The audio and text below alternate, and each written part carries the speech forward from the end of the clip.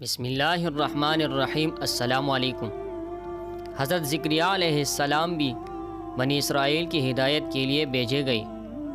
آپ کے زمانے میں بنی اسرائیل کی حالت بہت خراب تھی، مگر پھر بھی ان میں نیک لوگ بھی تھے اور ایسی عورتیں بھی تھیں جو اولاد کو دین کے لیے وقف کر دیتی تھیں اور ان سے دنیا کا کام نہ لیا جاتا تھا۔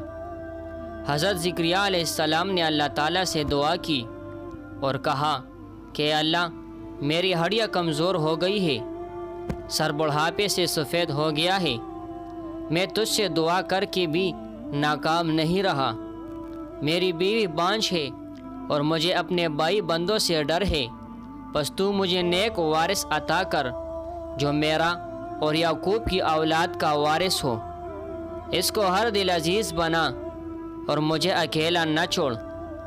ایک روز حضرت زکریا علیہ السلام نماز پڑھ رہے تھے تو فرشتوں نے انہیں آواز دی کہ اللہ تمہیں یحییٰ کے پیدا ہونے کی خوشخبری دیتا ہے، یہ اللہ کے حکم کی تصدیق کرے گا۔ آپ نے یہ خوشخبری سنی تو تعجب سے کہنے لگے کہ اس عمر میں میرے بیٹا کیسا پیدا ہوگا جبکہ میں بوڑھا ہوں اور میری بیوی بانجھ ہے، جو اب ہمارے لیے تمام باتیں آسان ہے۔ حضرت زکریا علیہ السلام نے عرض کیا کہ میرے اطمینان کے لیے کوئی نشانی مقرر کر دیجیے۔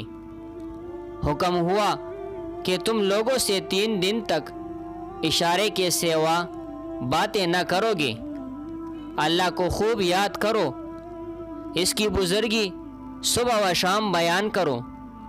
آپ اپنے حجرے سے نکل کر لوگوں کے پاس آئے اور انہیں حکم دیا کہ صبح و شام اللہ کی پاکی بیان کرتے رہے۔ اللہ نے ان کی بیوی کو اچھا کر دیا اور حضرت یحییٰ علیہ السلام پیدا ہو گئے۔